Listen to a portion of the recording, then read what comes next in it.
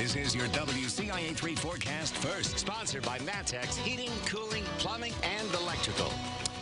Another really nice night across central Illinois. A little cool out there after what was a very nice and sunny day. We've got those clear skies with temperatures here now starting to cool off a little bit. 41 in Champaign, 46 in Springfield, and 47 in Effingham. It's going to be a chilly start to the day. 30s, but 60 degrees. Lots of sunshine. You're going to like what we've got for Friday. Not so much for the weekend. We'll talk about that coming up. WCIA 3 News starts right now.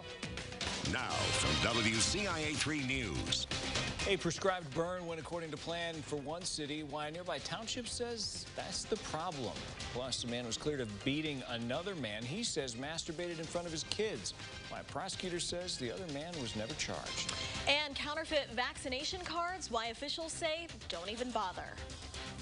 You're watching your local news leader. This is WCIA 3 News at 10. It's horrible. The city of Decatur has basically bullied this small township out here for years. Now people in Oakley Township say they've had enough. Good evening, I'm Paul Cicchini. And I'm Jessica Coons. A prescribed burn happened earlier today in Decatur, and that pushed Oakley Township board members over the edge. WCIA 3's Bryce Beament joins us. So Bryce, why did this burn happen? The city of Decatur owns over 500-acre site in Oakley Township. They pumped Lake Decatur dredge sediment into it, but Oakley Township board members say they didn't want the burn to happen. For the city to bully us the way they have, it's really sad.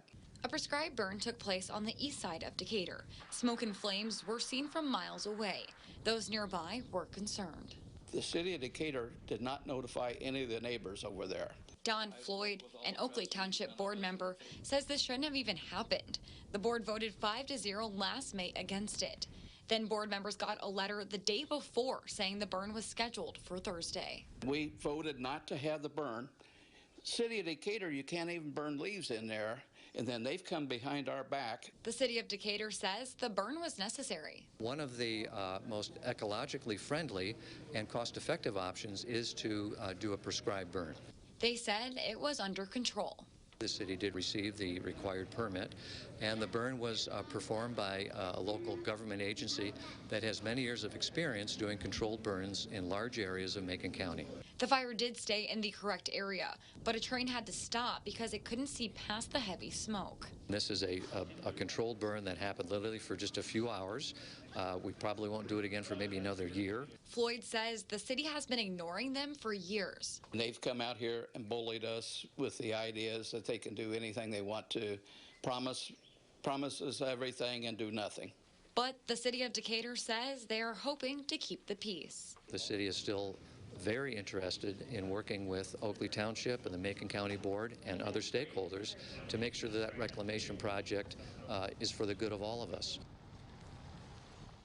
The Oakley Township Board gave us documentation of the messages saying May 13th of last year, they voted not to have the burn. Back to you. All right, Bryce, thank you. The Oakley Township Board said they've been dealing with problems with the city for a few decades now. Late this evening, they told us one problem they have is with a ridge the city put in. They say it created a ditch, which floods people's basements when it rains. They say the city did nothing about it. WCIA will be reaching out to the city of Decatur to check up on that. Lawmakers are working to change how firefighters are compensated for their service. Right now, if a firefighter leaves his or her department to work in another, they lose some benefits. Firefighters outside Chicago who began work after 2011 are not allowed to buy service credit after changing departments. The president of the Associated Firefighters of Illinois says the Senate bill would allow Tier 2 firefighters, those hired after January 1st, 2011, to have the same ability as Tier 1 firefighters.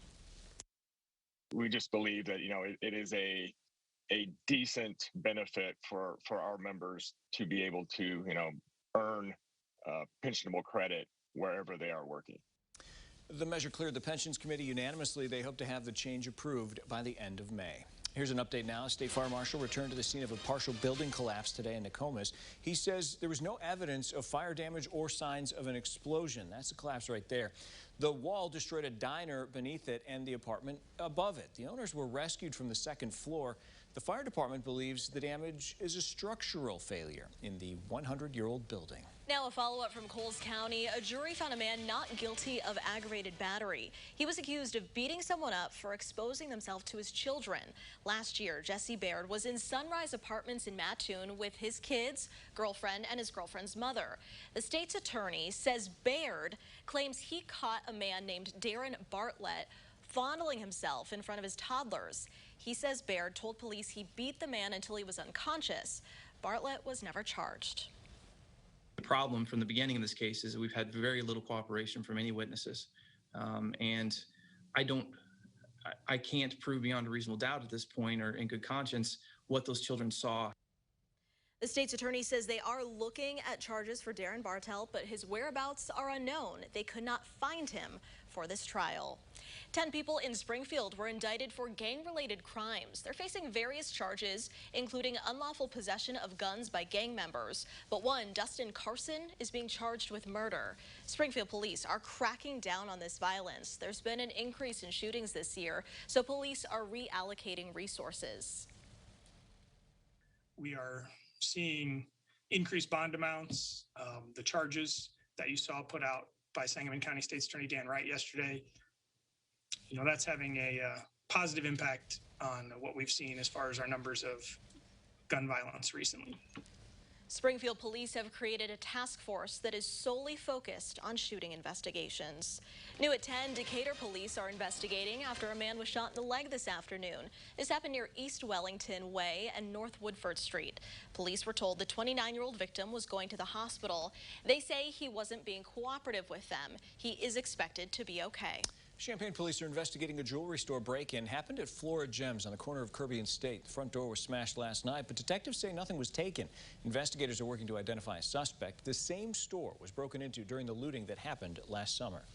Here's an update to a store closure yesterday. A Kroger in Decatur reopened. The store on West 1st was shut down after complaints of mouse droppings. Around 10 live and dead mice were also found at the building. A representative at the store says they reopened around 2:30 today after the Macon County Health Department completed its inspection. Switching now to the latest on COVID-19 in the state, the positivity rate, which has either been steady or going up recently, instead decreased today. It's now at 4.9%.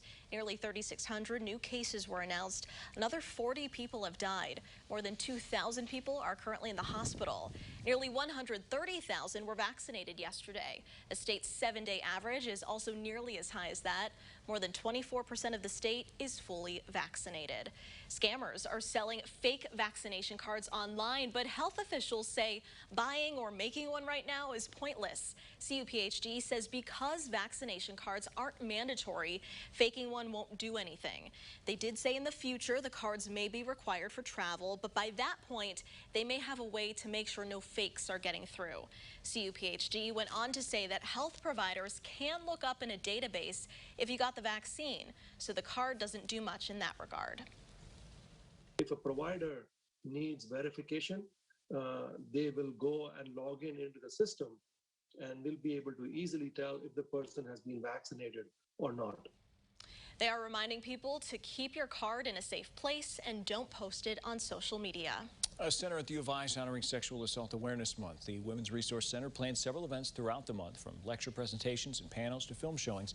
Everything's been done over Zoom, and they've had a good turnout. The associate director says people have been appreciative of the focus of the program this year.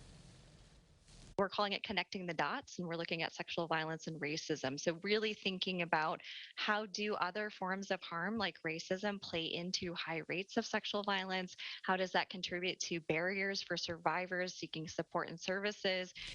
Most of the events are wrapping up in the next week. For a list and how you can take part, we'll have a link at WCIA.com. A championship is on the line tonight for the Parkland College volleyball team. Our sports director, Brett Behrens, will give us the latest from Cedar Rapids. Plus, dental service at school, why state lawmakers are considering it. All right, Kevin, it is not as warm as I want it to be, but we're starting to see the trees in bloom, the beautiful spring trees, I call them. As my allergies start to kick in. Right, everybody. It doesn't feel so good, but they look great. Yeah, I mean, it really does. And here's the thing, those plants and things, they may have a little shock to the system here coming over the next few days and into next week as well. That's For America. Weather right now, Carriage Crossing camera over to Decatur. Temperatures here in the low 40s, but there's a wind out there. That's kept it chilly all day. Highs were close to normal, but we started out that chilly 33. We're going to be down there again with a little bit of frost in the morning. We'll talk about rain also for the weekend when we come back.